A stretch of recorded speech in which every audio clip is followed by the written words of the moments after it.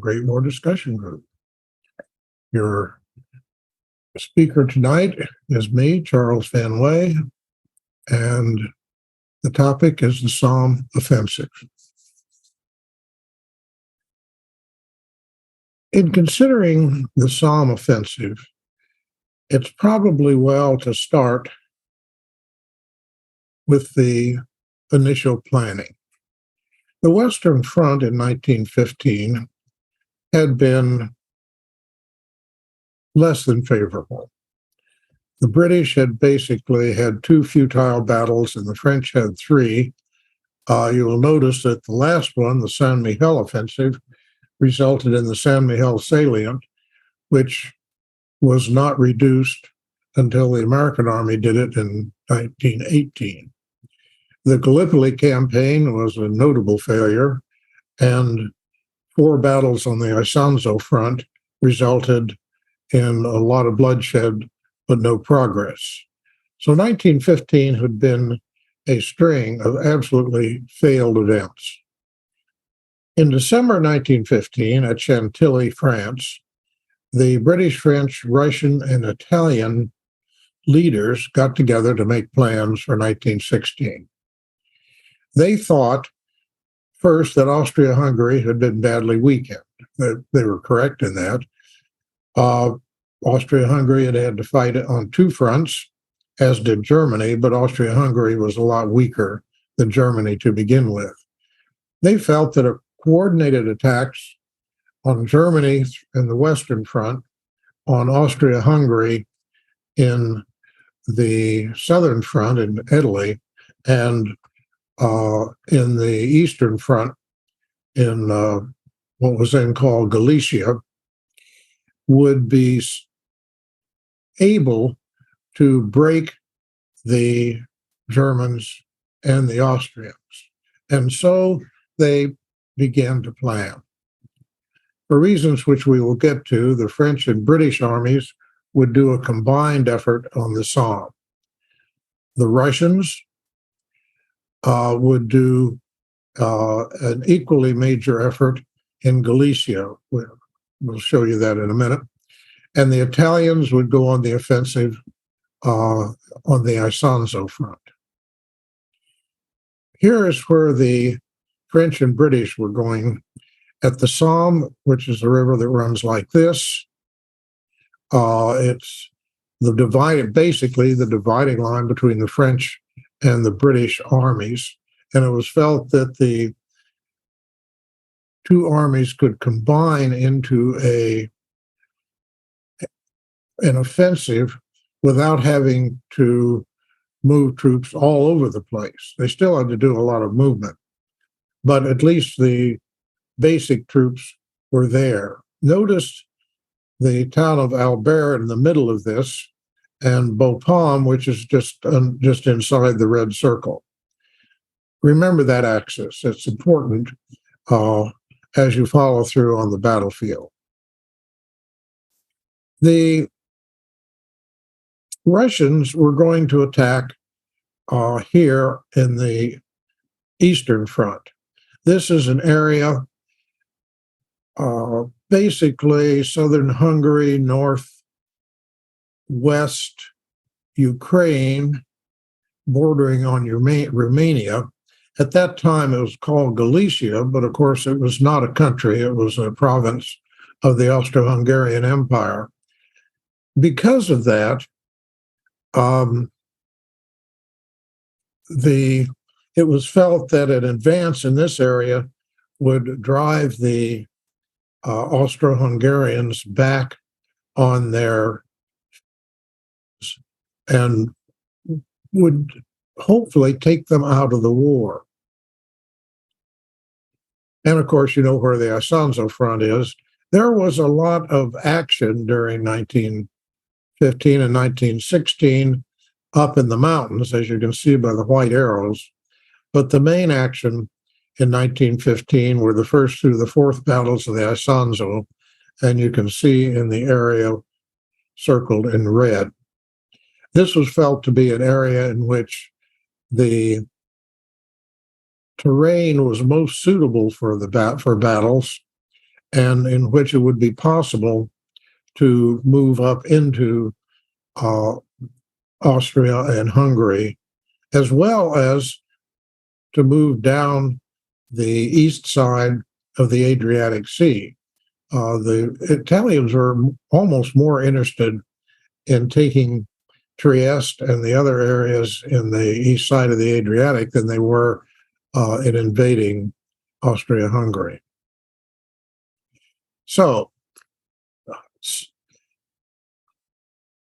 Haig, the British commander, originally wanted to attack up around Ypres.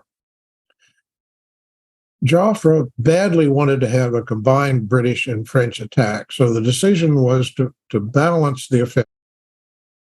Approximately equal number of divisions from the French and the British, with the British being north of the Somme and the French being south of the Somme.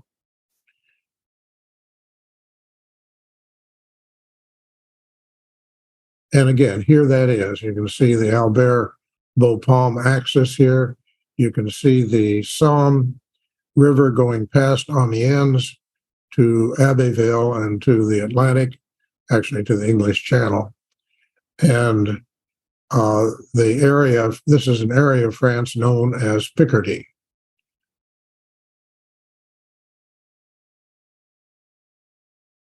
Well, these plans were all very well, but the Germans completely upset the apple cart. On 21 February, they initiated the Battle of Verdun.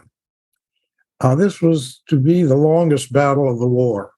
It was tactically inconclusive because the Germans won some victories early on, overrunning Fort Douaumont and other areas defended by the French.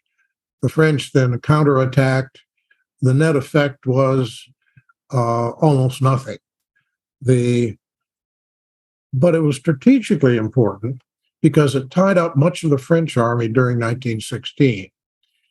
It was also important because it exhausted the French army, contributing to a very poor performance and eventually to mutinies in 1917. Mind you, it didn't do the Germans any good. They may have set out to, as von Falkenhayn once put it, bleed the French white, but in fact, they bled both armies relatively equally. So here's where Verdun is. You can see that it's a salient into the German area, although you can also look at it just below it is the Saint Mihiel salient, which is a salient into the French lines. This sort of Z-shaped line was a problem for both sides. Verdun was felt to be virtually impregnable because it was surrounded by forts and artillery emplacements, but as 1915 had gone on, it had been pretty much neglected by the French, and they'd moved a lot of their artillery out of the forts and a lot of their troops. It was being held only by second or third tier troops at the time of the invasion by the Germans. You can see that the Germans made initial gains. You can see that line in August 1916. But then as the fall wore on, the French gained a lot of ground back, and the net effect was it was really a victory for the French, but it was really a draw. It was a victory for the French in that they were able to hold on to Verdun at great cost. So what was the impact of all of this? It's obvious that the enemy will always try to screw up our plans. That's why we call him the enemy. The impact was that there were fewer French divisions that were available for the Battle of the Somme. So it became a much more British-centered operation. At the same time, it became more urgent because you needed an offensive up on the Somme to take the pressure away from Verdun. If the Germans had to move troops up to defend on the Somme, that was less that they could do at Verdun. And in fact, it worked out that way. So in initial August the Battle of the Somme was initially planned for August. They moved it up to the end of June, and in fact, it started on the 1st of July. Haig was not very happy with that. He felt that they hadn't been given enough time to prepare. You can see that if the Germans are able to concentrate troops at Verdun, then they're going to leave fewer for the Somme up in the north. And if they're having to defend the Somme, they're going to have to take troops away from Verdun. So, in order to understand exactly how this battle played out and what was happening, we need to go into some analysis of who really was fighting this battle. The English army, the British army, because it included all of the provinces and places like Canada and Anzacs and all of the others. The British leadership was essentially the English upper class. Now, that's deliberate. The English viewed themselves as the leaders of the British Empire. So everything that was done with reference to relatively small upper class. Churchill once ran the British Empire, and he wasn't far wrong, since he was from one of those families that may be taken as a bit of a boast, but the essence of it was that a relatively few people ran all of this, and they shared common education, common attitudes, a common worldview. Edwardian England is generally the time of the leadership of Edward VII. He was king from 1901 to 1910, and most people place the last decade of the 19th century, 1890 to 1900, as part of the Edwardian England, because at that time he was the crown prince. Queen Victoria was aging. Prince Albert had died, and the crown prince was highly influential all through British society. If you want a glimpse of that, watch the series Downton Abbey, which gives a rather dramatized but rather nice picture of what the upper classes of England were like during the war. And Downton Abbey is especially valuable if you're studying World War I, because it actually goes into World War I and is affected very severely by World War I. George V, of course, took over as king in 1910 after Edward VII died. A man of less force than Edward, perhaps, certainly less than his grandmother, but a man who had the misfortune to be the king not only during World War I, but during the lead up to World War II. Down at the bottom is a picture of the working class England, and these are the people that actually went out and carried the guns and fought the battle. A somewhat downtrodden group. They had miserable working conditions. They were victimized by the upper classes and by the new commercial classes, and they were, and yet they were the people who were really going to war. At the senior leaders, here they are. They're all dressed like cavalry officers, except for this one guy over here who's got puttees and looks like an infantry officer. Cavalry officers, of course, ran the army. And you can see here is King George himself in his cavalry boots next to Douglas Haig. Douglas Haig had been a friend of King George since he was crown prince and was from a very aristocratic Scottish family. They made whiskey, actually,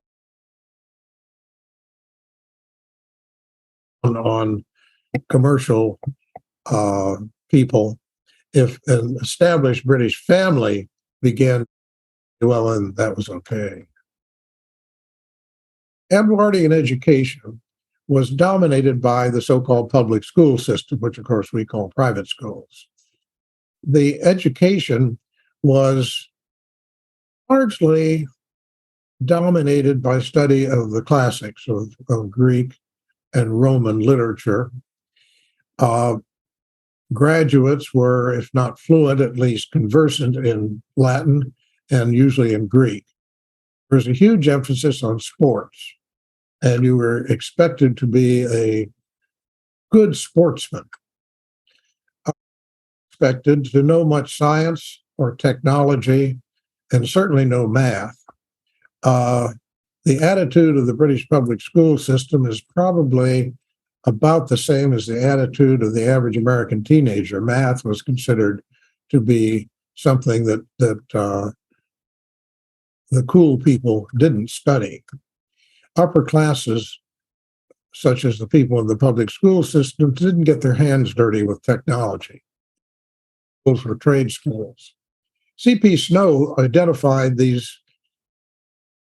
culture of the upper class and the culture of the technologic workers in England as two cultures, and pointed out that this was a drag on England and continued to be so to this very day. It affected the military. It affected the military very severely because Sandhurst, the military academy, had no courses in science and math, none. Staff colleges studied the Napoleonic Wars. Maybe that's okay. Our staff colleges study the Civil War, but studying the Napoleonic Wars and actually believing that that's the way wars could be fought today is a whole nother thing. The 19th century paradigm was that the infantry would attack and attack and attack and finally break the artillery would be in support of the infantry. And then once the infantry had broken through the line, they would get out of the way and the cavalry would rush through and exploit the breakthroughs, rampaging through the enemy rear and possibly circling around to catch the enemy infantry in the back. Most casualties in Napoleonic battles were done after the infantry had broken, when the cavalry were riding them down with their sabers and lances. All of this, of course, was totally non-applicable to World War I, where the infantry couldn't break through to begin with. The artillery really was its own branch, but and the cavalry was totally useless. In fact, the conditions of World War I were predicted as early as 1901, that the cavalry would be obsolete, there would be war in the air. H.G. Wells didn't have airplanes because powered flight didn't start up for another couple of years, but he did know about balloons and dirigibles. He predicted something like tanks. He predicted the dominance of artillery, rapid firing rifle and machine guns, and the importance of rapid transport. He also recognized that science would be dominant in the next war.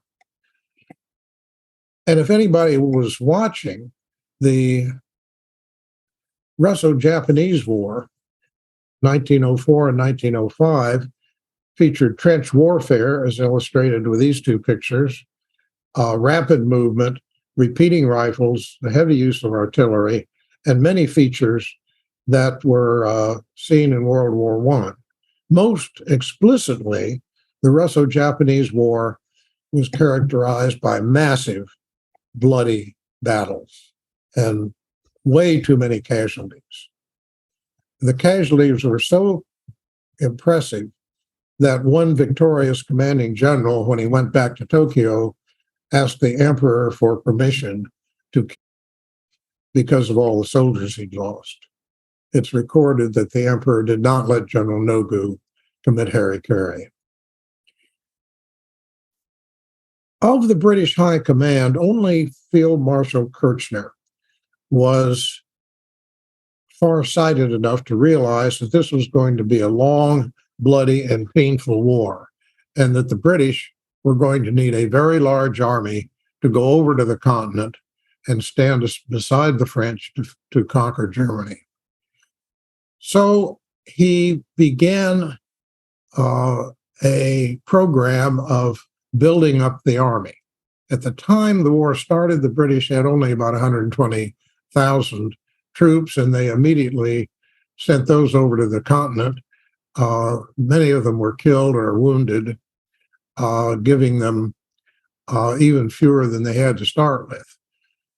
So he tried to get together an army of several million men, and he did that by recruiting people from all walks of life, from stock market clerks to farmers.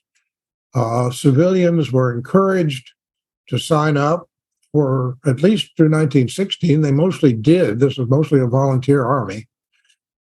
There was a lot of social pressure, mind you, but it was still a volunteer army. But then the question came, how did you organize them? How do you lead them? How do you train them? When the American Army had to do the same thing in 1917, we at least hadn't used up all of our career soldiers in Europe. We could keep them in the United States and use them to train the next group of 2 million soldiers. But Kirchner didn't have that option. He was short of both experienced officers and, more important, experienced non-commissioned officers. So he took these people. Many of them were in so-called PALS battalions, which were recruited from neighborhoods or villages, and sometimes professions. There was supposedly a PALS battalion of stock market clerks, and were totally inexperienced. These were people that had never even thought about going in the army. Britain had supply problems. These were people who, many of the lower classes, were poorly nourished to begin with, and they didn't really get any better when they went into the army. Most of them were not physically fit. The farmers and the miners were pretty fit, but a lot of the British public at this time, especially the men, were poorly fit. If any of you have seen Jackson's movie on archival video from the Imperial War Museum, what was impressive is how badly all our teeth were. They all had rotten teeth, and these were tuberculosis was a common disease. So they were poorly nourished to start with. They weren't very well trained because they didn't have anybody to train them. They were poorly officered. There are two categories. First, in order to get senior officers, battalion and division commanders, they took a lot of older and frequently worn out career officers, people who had been passed over for promotion in the civilian army. Some of them turned out to be very good. The majority did not. Took junior officers straight out of the public school system. They had a list of 40 or 50 public schools, and if a young man who had just graduated or graduated a year or two earlier, if a young man showed up at a recruiting from one of these public schools on the list, they immediately put them into officer training, considering them young gentlemen, and made them into what we would consider second lieutenants. They called them subalterns. There were so few left that weren't either in France or in a hospital somewhere or in a graveyard that they sometimes resorted to simply electing non-commissioned officers from the recruits. Since the NCOs were the ones who really trained the soldiers, this had extremely poor effect on their fighting ability, on their organizational ability, and on their morale. So poorly fed, poorly trained, and poorly led, they sent them off to fight at the Somme. Let's talk about the supreme commanders. These were Field Marshal Douglas Haig, first Earl Haig. He didn't have a lot of nicknames. There were those who called him Butcher Haig for his disregard of casualties. He was a cavalry officer, served with distinction in the Boer War, and was an aristocrat. He was considered to be one of the more literate generals. In the British Army at this time, it didn't take much to get a reputation as a scholar. I suspect that reading one or two books a year would do it in most British regiments. In any case, he was considered to be a man of some education.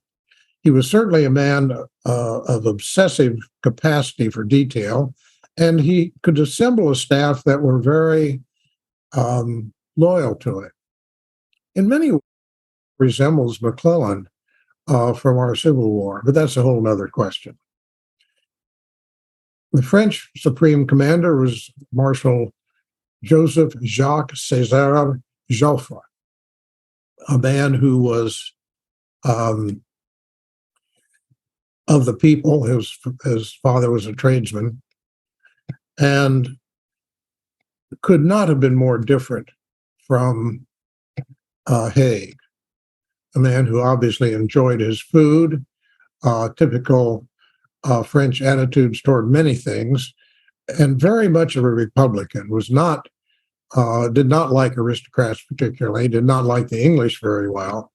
You can see here the three people, Haig, Joffre, and Lloyd George. You can see Haig is kind of making a point to Lloyd George.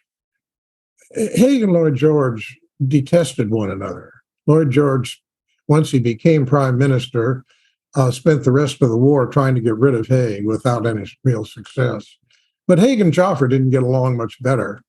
Joffre spoke poor English, Haig spoke poor French, and liked to speak the other one's language. It was not a triumph that would produce amicability. On the German side, the Supreme Commander was also an aristocrat from Prussia, as so many of the German officer corps were. Erich von Falkenhayn was the Supreme Commander from July through August.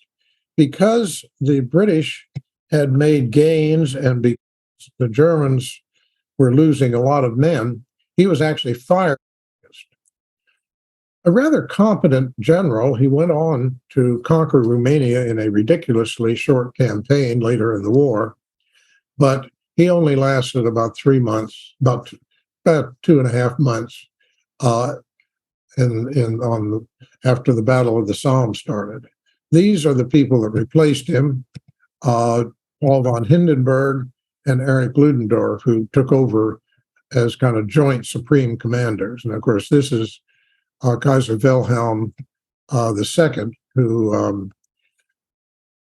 actually took a very subordinate role to Hindenburg and Ludendorff. The generals under the supreme commanders were somewhat interesting. This is Field Marshal Edward Allenby, who was the commander of Third Army at the north end of the Somme. The British had two armies. The Third Army had the north side, and the Fourth Army had the south end bordering on the French army. He was a cavalry officer. You can see his look, head raised, eyes going to a distant horizon. You kind of get the impression of sort of a vacant stare. In his case, that wasn't because he had the 1,000-yard stare. It's because there wasn't really anything he was thinking of. His nickname in the Army was Bull Allenby, and I think this reflected more his intelligence than his physique. The next one is an interesting character. He's Lieutenant General Gough, Sir Hubert de la Peur Gough. Like so many British aristocrats, part of his name was French.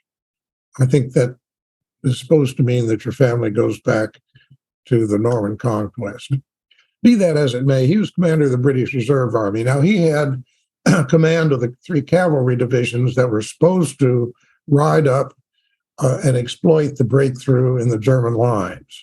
Clearly, General Gough didn't have a whole lot to do. Here he is as a senior advisor advising a young British officer on how to win World War II. And then there was General Sir Henry Rawlinson, eventually the first Baron Rawlinson.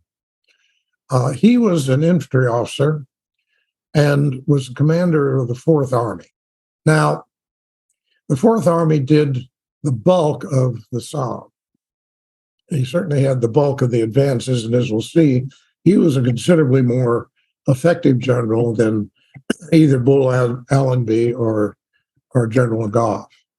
On the French side, they had considerably more competent people. The commander of the French Northern Army, which was the portion of the French army that was actually south of the Somme, artillery officer who worked up his way through that branch, and he eventually became the commander-in-chief of all of the armies of the Allies in 1918. Under him were commander of the Sixth Army, Marshal Fayolle, who came up through the artillery ranks, and General Missioner, who I think was an infantry officer, who was commander of the 10th Army. Both of these officers were considerably more able than their British counterparts, except maybe for Rawlinson. On the German side, they started out with Fritz von Bülow, who was commander of the Second Army. After they'd done some reinforcing, they later divided this into two armies. Bülow took the First Army, and General Max von Gallwitz took over the Second Army and then became commander of the whole army group, opposing the British and the French at the Somme. Preparation for something like this takes a very, very long time. As you can see from the fact that it was planned in December and took off in July, and at that, Haig felt that he needed 2 more months. It was planned as a joint offensive. The British Army was known to be much less experienced, but the French Army were veterans and were better led. And had the Germans not attacked at Verdun, it's quite possible the story of the Somme would have been completely different. But as it was, the French had to reduce their number of divisions that they had. The Somme started out as a 70-kilometer front and was reduced to 40, of which 15 were going to be attacked by the French and 25 by the British. The French started out with 14 divisions in the line, 4 reserve and 4 cavalry. The British were 23 divisions. So about 2/3 of the troops were actually the British troops.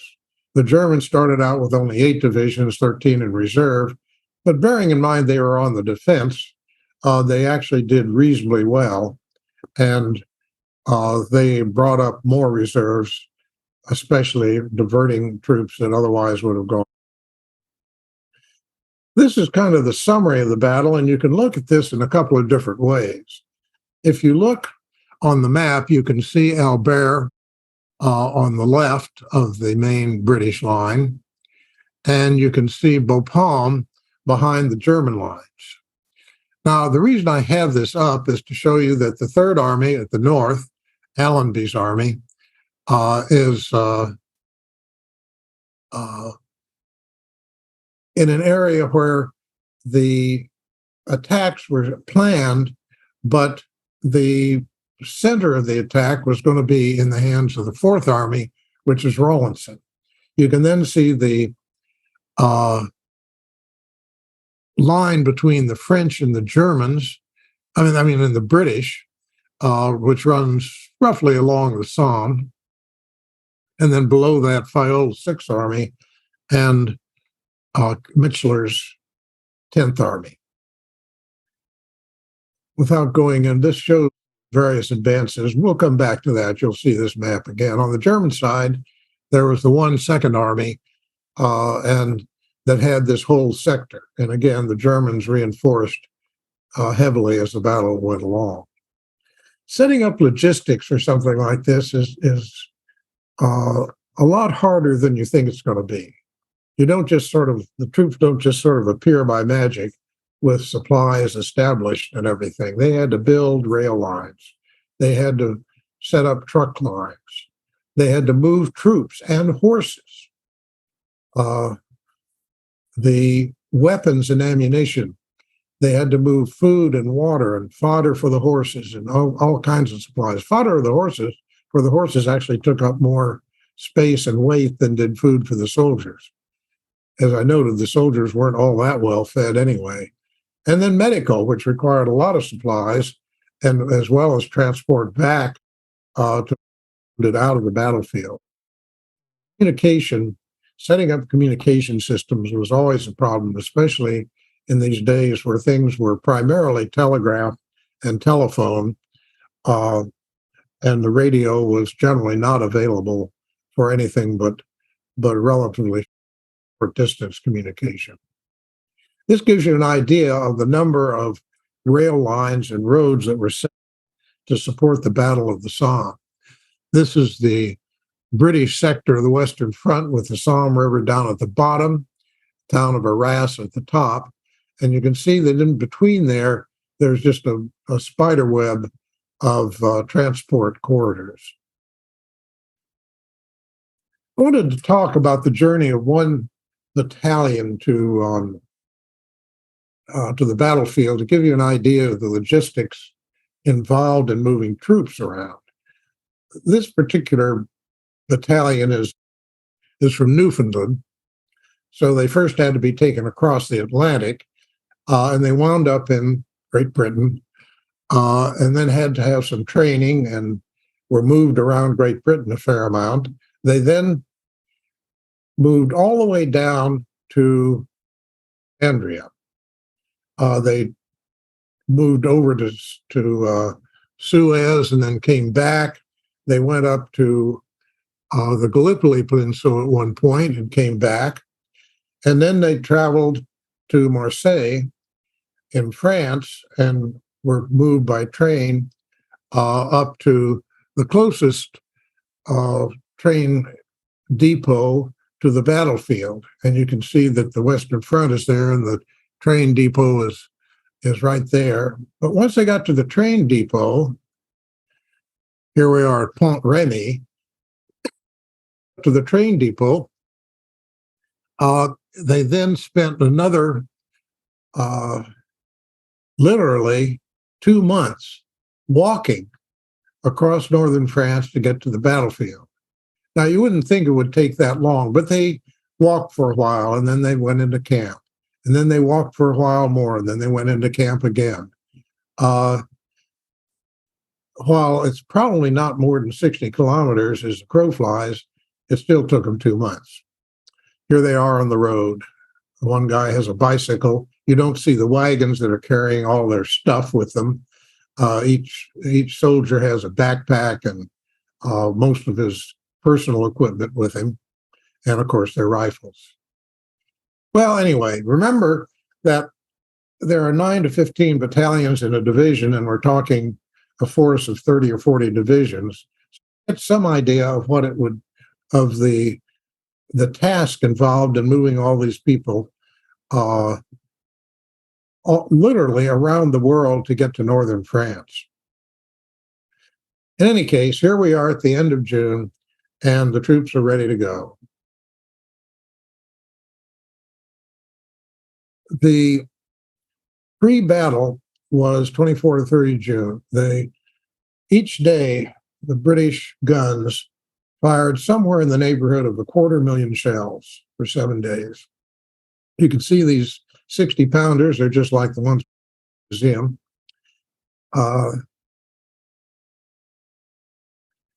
Here's some more pictures of that. This is in the upper left there, you can see shell casings piled up after the shells have been fired. On the right, you can see firing a 60-pounder. On the lower left, you can see moving smaller field pieces across a bridge to the battlefield.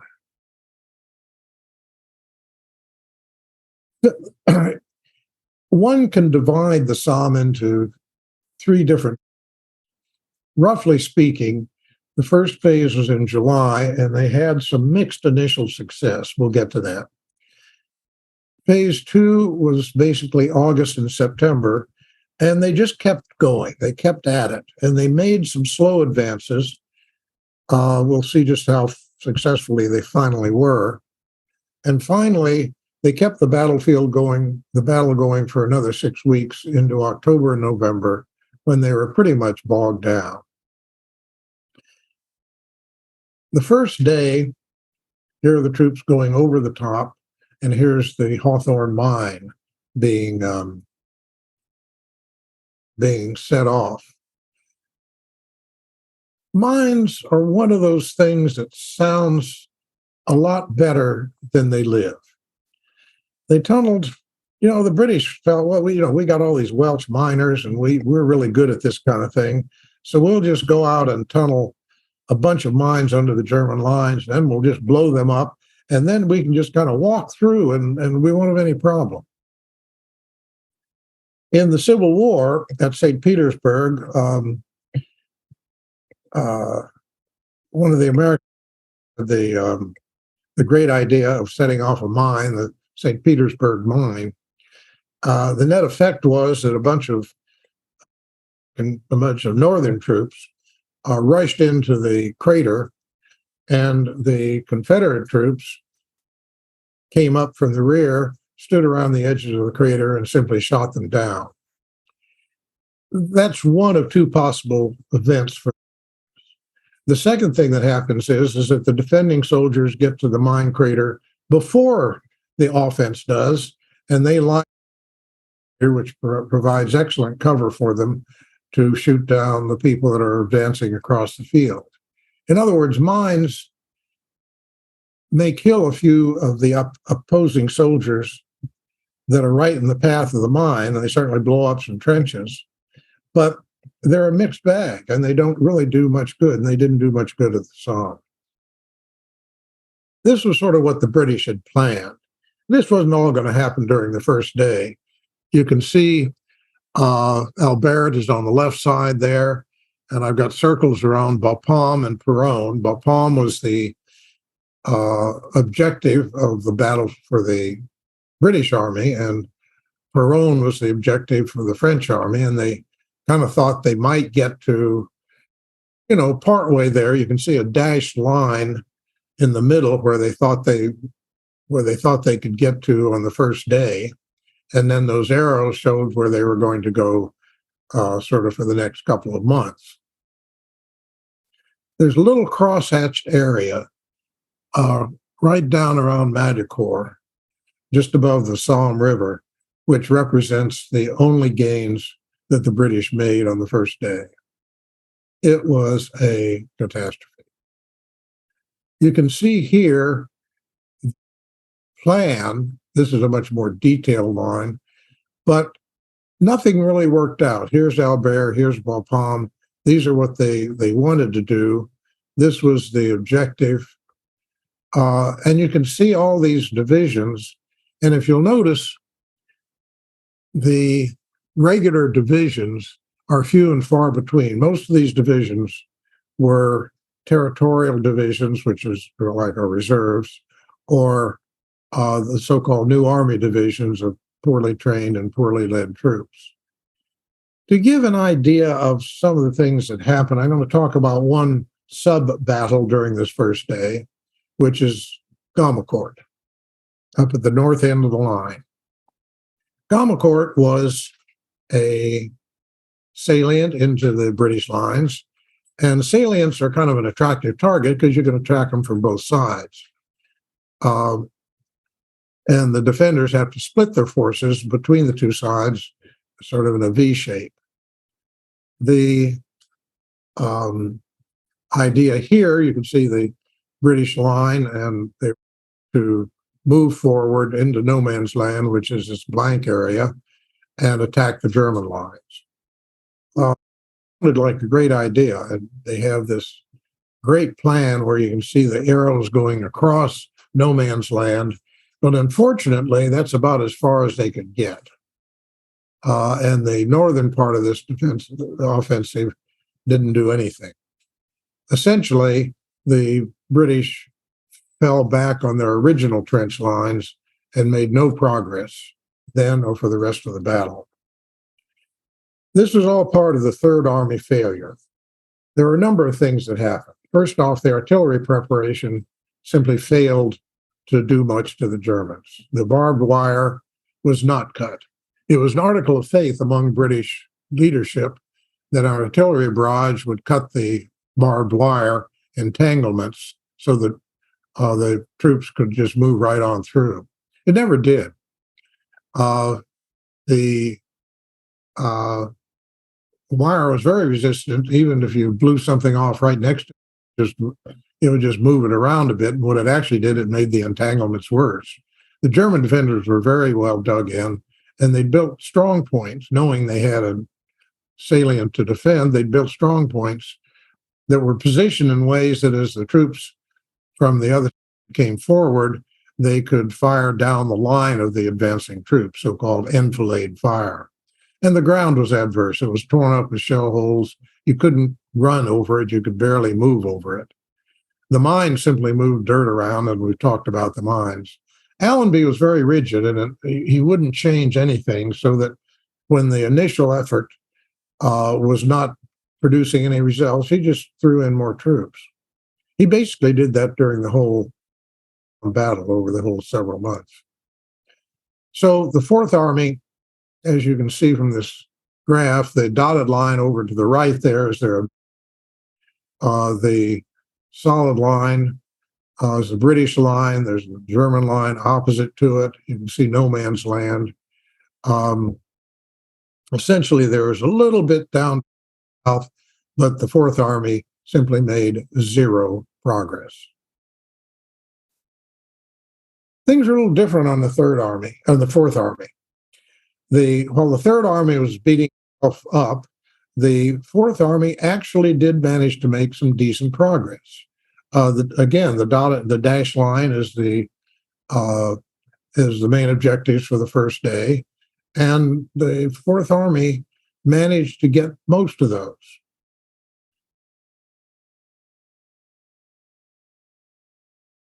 South of the Fourth Army, in the French sector, they basically did about as well.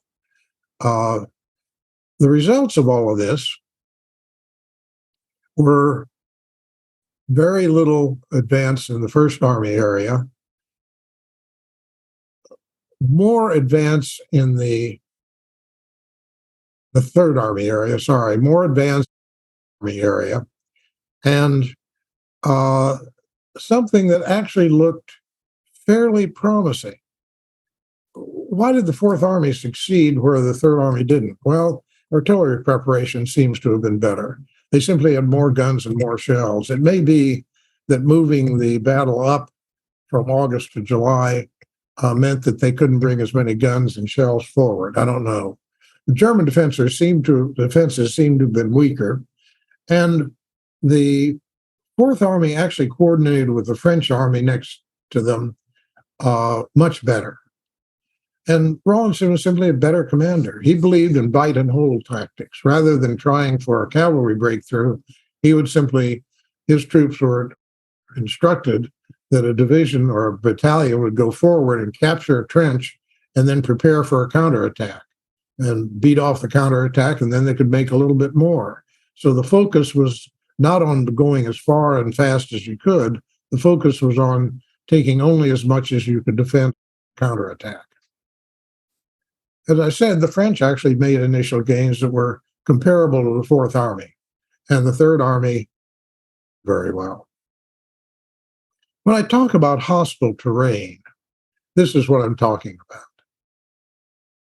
You can't fight your way through this. You can barely walk through it. And trying to get through enemy trenches and shell holes on the battlefield was just difficult. You couldn't get reinforcements in. It was difficult to even move on the battlefield. So July was the worst day in the British Army ever. They lost 57,000 men the first day. 19,000 were dead. The French, by comparison, claimed they only lost 2,000 casualties, and the Germans lost 6,000 dead. After that, phase one then became a sequence of battles. I'm not going to go into all of the details. The Battle of Albert, which, as you recall, was actually the starting point for the British offensive. And this was a battle that was simply fought along the line between Albert and Bapaume. Battle of the Bazentin Ridge, which was a little further south, and the Battle of Fromelles. You can see that there was very little. There were some gains made, but essentially much less than you would have thought.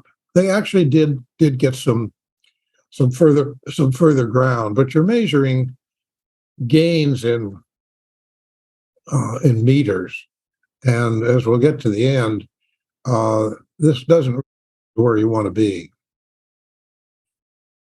Expanding on that a little bit, there's Albert to the left. You can see the Bazentin-le-Petit and the Bazentin-le-Grand. These are the ends of the Bazentin Ridge. Various names on here became names to famous names in the British Army: the Quadrangle Trench, Fricourt, High Wood, Contalmaison, Guillemont.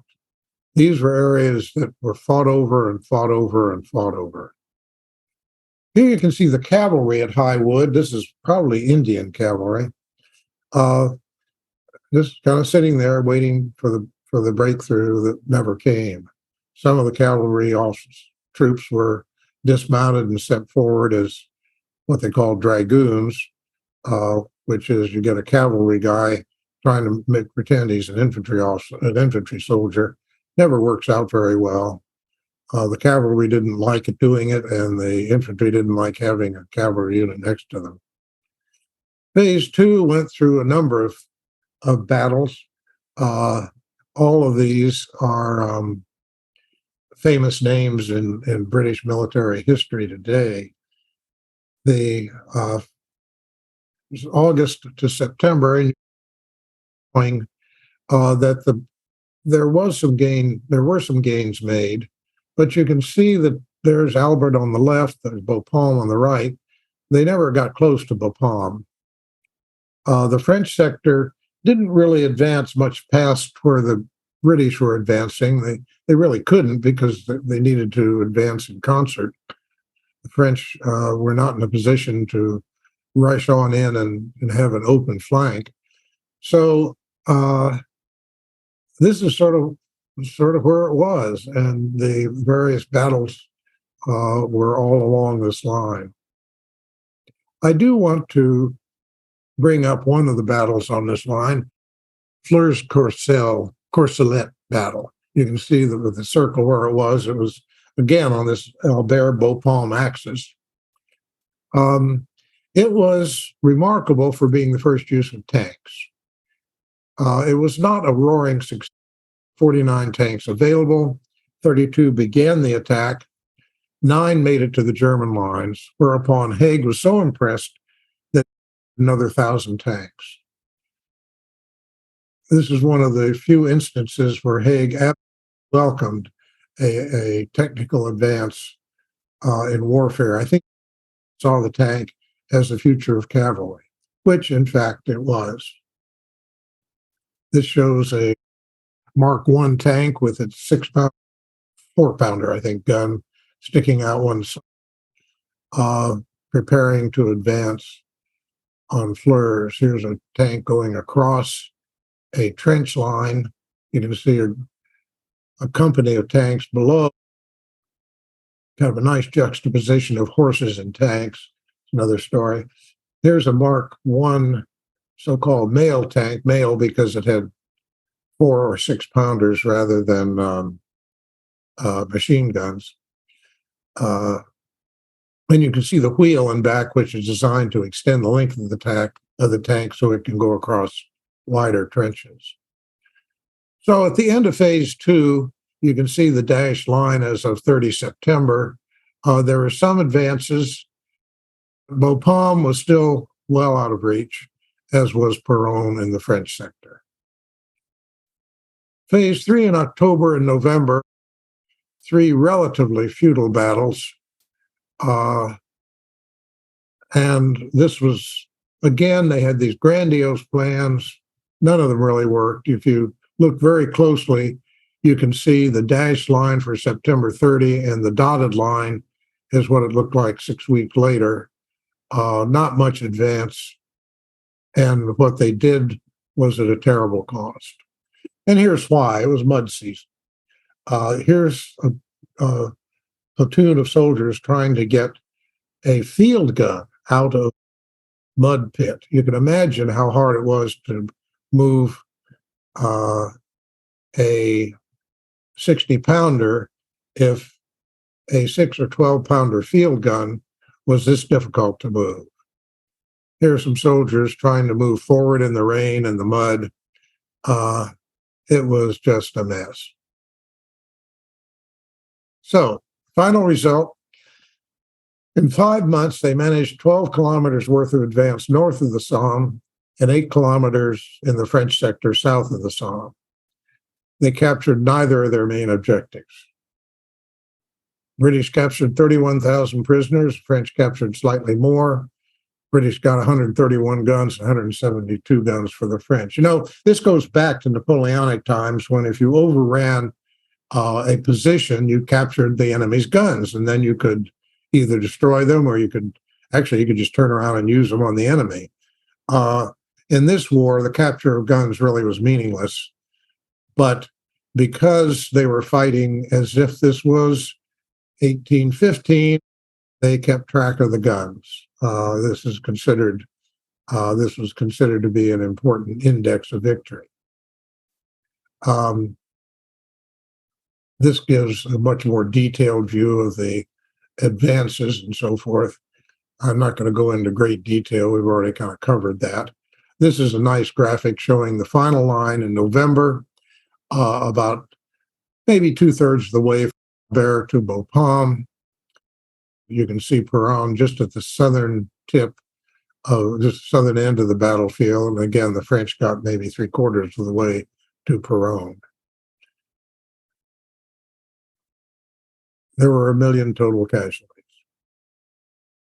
British, 206,000 dead, the French, 67,000 dead, the Germans, 170,000. And yet, both sides regarded this as an Allied victory. The German army could be beaten. As I said earlier, von Falkenhayn was relieved in disgrace in August. The Germans regarded this as enough of a disaster so that they just retreated in February 1917 to prepared fortifications on the so-called Hindenburg Line. And the Germans engaged in one final desperate gamble to resume submarine warfare, which brought the U.S. into the war.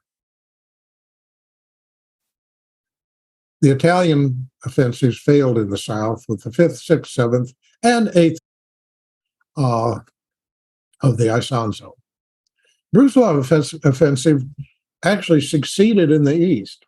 They, again, starting in late June, it ran till September. They drove the Austro-Hungarian army back against the Carpathian Mountains. They actually forced the Austro-Hungarians to become completely subordinate to Germany, but they also exhausted the Russian army.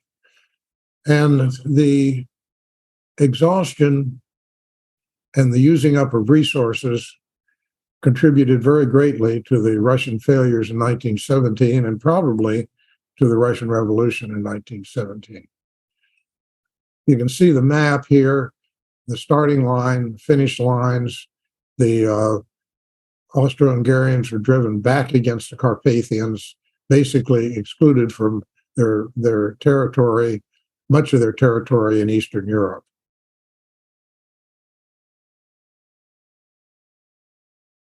And so the myth began.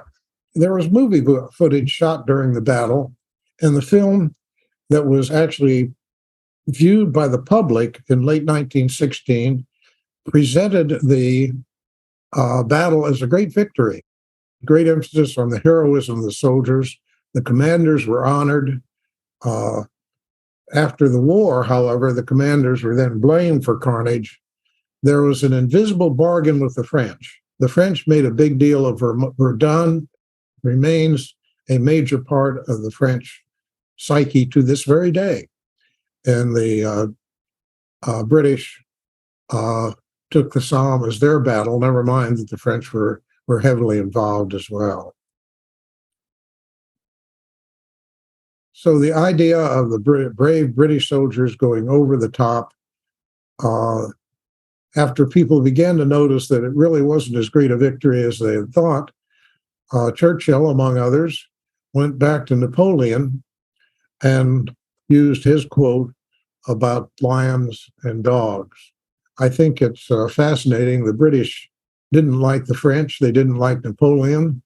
And yet they went back to one of his tropes to criticize their own high command.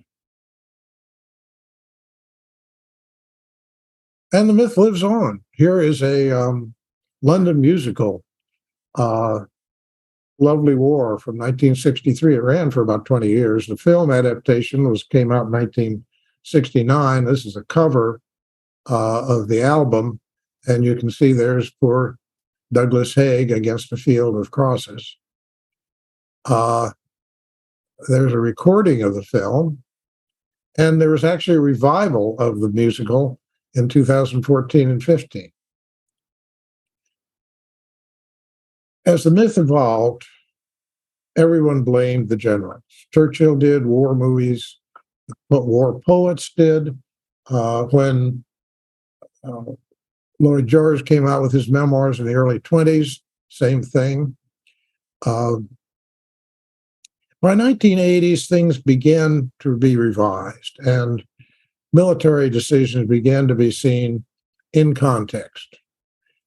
It's been called the first battle of the 20th century. That may be a little bit hyperbole, but the idea was that it was the first tentative introduction to combined arms warfare. The old paradigm was, as noted, first artillery, then infantry, and then cavalry to exploit. The new paradigm was artillery, tanks, and infantry together, supported by the air forces. But cavalry lasted until after World War II, and the old ways died hard. General Haig commented in his memoirs, the machine gun and the tank will never replace man and the horse. On the 90th anniversary of the coffee table book was put out. There's a foreword by His Royal Highness Charles, Prince of Wales, now King Charles III.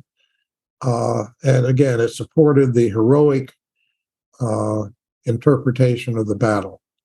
It became a permanent part of mythology, and I'm sure will remain so forever.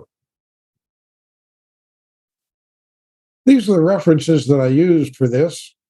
The three books on Somme, The Face of Battle, Three Armies on the Somme, and Robin Pryor and Trevor Wilson's The Somme are all pretty good. If you have to read one, I'd read The Face of Battle by John Keegan, but the other three are quite good. Christopher Duffy has a treatment. He's an Englishman, but his treatment is what this looked like to the Germans. And then Elizabeth Graynall, a book that threatens to become a classic, The French Army in the First World War, has a great description of what the French thought of all of this. Are there any questions?